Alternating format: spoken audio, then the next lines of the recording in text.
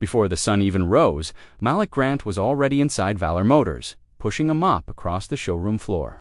To everyone else, he was just another janitor, quiet, unassuming, invisible. But Malik wasn't here to clean. He was here to watch, to listen. Every glance, every whispered comment, every forced smile told a story the polished floors and gleaming cars couldn't hide. And then she appeared, Vanessa Cole, the general manager. Sharp heels clicking, voice cutting, humiliating an employee in front of customers. Malik didn't flinch, because today he was about to show the entire dealership a truth they'd been too afraid to face. Before we dive in, hit that like button and subscribe so more stories like this reach people who need to hear them. Malik Grant parked his car across the street from Valor Motors just before 7 a.m. The lot was mostly empty, the early morning sun barely touching the glass facade. Inside, fluorescent lights already gleamed over rows of luxury vehicles. He grabbed his mop bucket and duffel bag, slipping into khaki pants, black non-slip shoes, and a blue maintenance shirt with a stitched name tag. Malik, to anyone passing by, he was just another janitor, starting a long shift. But Malik wasn't any janitor. Just 3 weeks ago, he had finalized the purchase of Valor Motors through an LLC under his holding company. After decades in business, he decided to revisit the industry that had given him his first chance, but this time on his terms. Before making any sweeping changes, he wanted the real picture, unfiltered, raw, and unvarnished. As he walked through the back entrance, a few employees nodded politely. 2 focused on unlocking cabinets or reviewing schedules to notice him. Salespeople were buzzing with the arrival of a new shipment of SUVs, while receptionists sorted through paperwork. He kept to himself, quietly observing. Then Vanessa Cole arrived, the general manager, immaculate in her tailored suit, heels clicking, her presence commanding immediate attention. She greeted the sales team with curt authority, projecting a perfectionism that made even the most confident employees flinch. Malik watched silently as she passed, her gaze landing on him for just a second, a look of thinly veiled disdain. She had no idea he owned the place. Malik bent to mop the floor, noting the reactions, the whispers, the subtle fear. Every word she spoke, every correction she issued, it wasn't about cleanliness or sales. It was about reminding everyone who held power.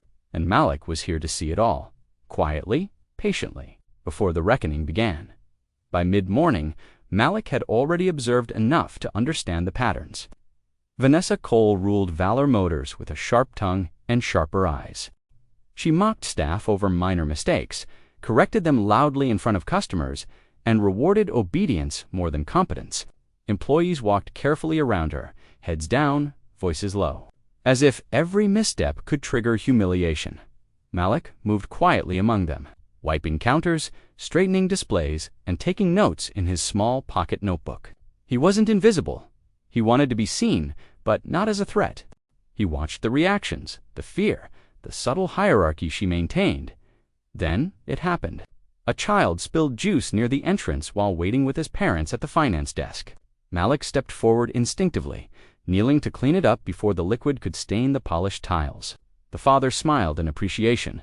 The mother murmured, "Thanks," but Vanessa saw it differently. She stormed over, voice booming. "What is this? Crawling on the floor in front of customers? Do you think this belongs in a luxury showroom?" Malik looked up calmly. "I'm keeping the floor safe." Her face twisted in disbelief. "Safe? It looks cheap. You're embarrassing us." She didn't notice the employees glancing at Malik with a mix of curiosity and quiet admiration. He didn't argue, didn't flinch. He simply continued his work, noting each glance, each whispered comment. Malik caught fragments of the conversation from the hall and nodded slightly to himself. The seeds of recognition were being planted. People were starting to see him not as a subordinate, but as someone who belonged. Devon, if they didn't know why. Throughout the day, Malik documented the dynamics. Vanessa humiliating a tech over a minor warranty explanation, scolding a porter for touching a car, demanding compliance from every corner of the dealership. Fear ruled the floor. Performance existed, yes, but it was obedience that sustained it. He approached Liam during a slow hour. "You've been here long." "Almost 7 years," Liam replied cautiously. "You manage things well. People come to you when there's a problem." "Not my operation," Liam said with a faint chuckle. Just someone trying to keep it together. Malik nodded, writing in his notebook. They work through fear. By the end of his second day, Malik had enough. Vanessa's dominance was clear, the fear it inspired palpable, and he had the perspective he needed not to punish, but to correct. The stage was set the next morning. Valor Motors hummed with its usual energy-polished cars, ringing phones, and brisk footsteps, but nothing prepared anyone for what was about to happen. At exactly 10 a.m., a sleek black sedan pulled up outside. Vanessa stepped out of her office, confident and ready to impress what she assumed was a corporate visitor. But it wasn't a visitor. It was Malik Grant. No mop, no janitor uniform, wearing a sharp navy suit, crisp white shirt, and calm, unwavering eyes. The room went still. Employees froze mid-step, glancing at one another in disbelief. Malik's driver introduced him formally. Everyone meet Malik Grant, majority owner of Valor Motors. Effective immediately, he is the principal owner of this dealership. Vanessa blinked, shock and disbelief etched across her face. Excuse me. Malik stepped forward, voice steady. That's right. The janitor you humiliated over the past few days, that was me. I wanted to see how this place operates when no one was watching. The staff behind her murmured among themselves, whispers of awe and relief rippling through the room. Vanessa's voice rose in protest, but Malik held it with calm authority. You judged me in 30 seconds. You humiliated someone who couldn't fight back. Now I have to wonder how you treat the rest of the team when I'm not around. He scanned the room, letting the silence settle. Fear is not leadership. Obedience out of intimidation is not excellence. I will be reviewing every leadership position in this dealership, including yours. Vanessa opened her mouth, searching for words, but Malik continued. Profit is meaningless without people. And if your way of leading relies on control through shame, it ends today. The employees, once frozen under her gaze, now exchanged glances with newfound hope. Even Liam, the assistant manager, straightened in his chair. Malik didn't need to yell or punish his presence in words. Alone exposed the injustice that had governed the floor for too long. In that moment, the power dynamic shifted irreversibly. Vanessa, once untouchable, realized that her authority was conditional. Respect, not fear, was now the currency of this workplace. And Malik's quiet observation had prepared the stage for change not through confrontation, but through clarity, justice, and unwavering resolve. After the confrontation, Valor Motors felt different, even though nothing on the surface had changed. Employees returned to their duties, but heads were held higher, voices a little stronger. Fear no longer dictated their movements. Respect had quietly begun to take its place. Vanessa was placed on leave. Her authority removed, not with malice, but with clarity. The message was simple. Leadership without empathy, transparency, and respect is unacceptable.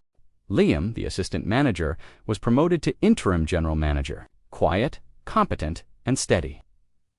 He embodied the kind of leadership Malik valued. Within weeks, Valor Motors began to transform. The showroom still gleamed, the cars still shined, but the atmosphere had shifted. Employees laughed in the break room without fear, shared ideas openly, and collaborated without hesitation. The dealership ran not just on sales and targets, but on trust, accountability, and dignity. Bob Malik often returned to the empty mop bucket tucked in the corner, a quiet reminder of the first day he walked in, unnoticed.